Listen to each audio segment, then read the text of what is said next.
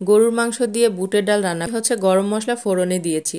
একটু রসিয়ে কষিয়ে রান্না করার অভ্যাস 30% বা 80% হবে এরকম। তো হচ্ছে পানিটা প্রায় শুকিয়ে এসেছে, চাইলে শুকনা মরিচও দিতে পারেন। তো আজকে আসসালামু আলাইকুম বন্ধুরা, সবাই কেমন আছেন? নতুন একটা ভিডিওতে আবারও আপনাদেরকে স্বাগত জানাচ্ছি। তো আজকে আমি গরুর মাংস দিয়ে বুটের ডাল রান্না করব, সাথে কিন্তু আলুও দিব। আশা করছি রেসিপিটা আপনাদের কাছে ভালো লাগবে, ধৈর্য নিয়ে রেসিপিটা দেখবেন। তো এই তো প্রথমে আমি কড়াইয়ে সরিষার তেল দিয়ে দিয়েছি, এরপরে আমি হচ্ছে গরম মশলা ফোড়নে দিয়েছি, তারপরে আমি হচ্ছে 1 কাপের মতো পেঁয়াজ দিয়েছি, দিয়ে আমি সুন্দর করে একটু ভেজে নিয়েছি। তারপরে আমি এখানে হচ্ছে আদা রসুন বাটা দিয়ে একটু কষিয়ে নিয়েছি যেন আদা রসুনের কাঁচা গন্ধটা চলে যায়। এবারে আমি এখানে গুঁড়ো মশলা অ্যাড করেছি, সাথে কিন্তু স্বাদমতো লবণও দিয়েছি, দিয়ে মশলাটাকে সুন্দর করে কষিয়ে নিচ্ছি। তো আমরা যেহেতু বাঙালি, আমাদের কিন্তু মানে সব কিছু একটু রসিয়ে কষিয়ে রান্না করার অভ্যাস, তাই না?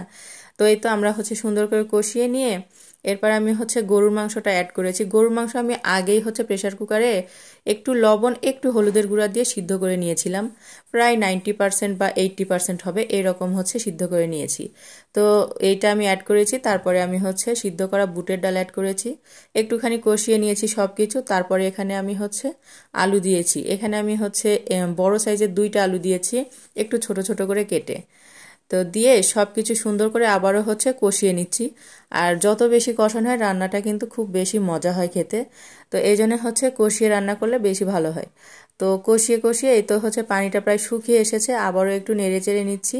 আর এই কাজটা আমি হচ্ছে মানে বারবার ঢেকেছি আর হচ্ছে নেড়ে চেড়ে দিয়েছি, এতে করে রান্নাটা অনেক বেশি মজা হয় খেতে। তো সব কিছু করা হয়ে গেলে এবারে আমি পরিমাণ মতো পানি দিয়ে দিলাম, দিয়ে আবারও হচ্ছে একটু সব কিছু মিশিয়ে নিয়ে ঢাকনা দিয়ে ঢেকে আরও কিছুক্ষণ আমি রান্না করে নিব। তো এই তো আমার প্রায় হয়ে এসেছে রান্নাটা, এবারে আমি এখানে বাগার দিয়ে দিব। তো আমি হচ্ছে আর একটা পাতিল এখানে দিয়েছি, দিয়ে এখানে সরিষার তেল দিয়েছি, আর এর মধ্যে আমি পেঁয়াজ আর রসুন দিয়েছি বাগারের জন্য।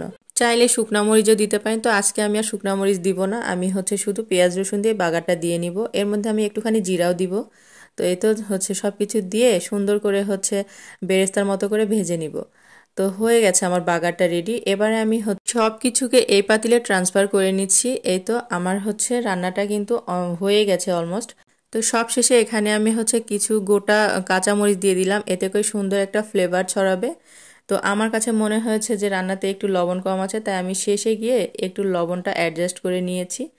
তো এই তো আমার রান্নাটা একেবারে কমপ্লিট। তো আমি হচ্ছে এবারে খেয়ে নিব।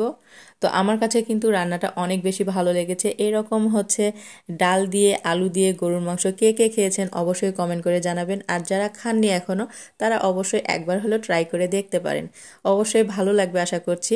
আমার কাছে তো অনেক বেশি মজা লেগেছে। তো আজকের এই রেসিপিটা আপনাদের কাছে কেমন লেগেছে অবশ্যই কমেন্ট করে জানাবেন। আর আমি মানে রান্না আসলে শেখাই না, আমি আমার মতো করে রান্না করার চেষ্টা করি, আমি যেরকম পারি আমি সেটাই আপনাদের সঙ্গে শেয়ার করি। তো আবারও সবাইকে অনেক বেশি ধন্যবাদ জানিয়ে আবার সুস্বাস্থ্য কামনা করে আজকের মতো আমি বিদায় নিচ্ছি। সবাই অনেক বেশি ভালো থাকবেন, সুস্থ থাকবেন, সাবধানে থাকবেন। আল্লাহ হাফেজ, আসসালামু আলাইকুম।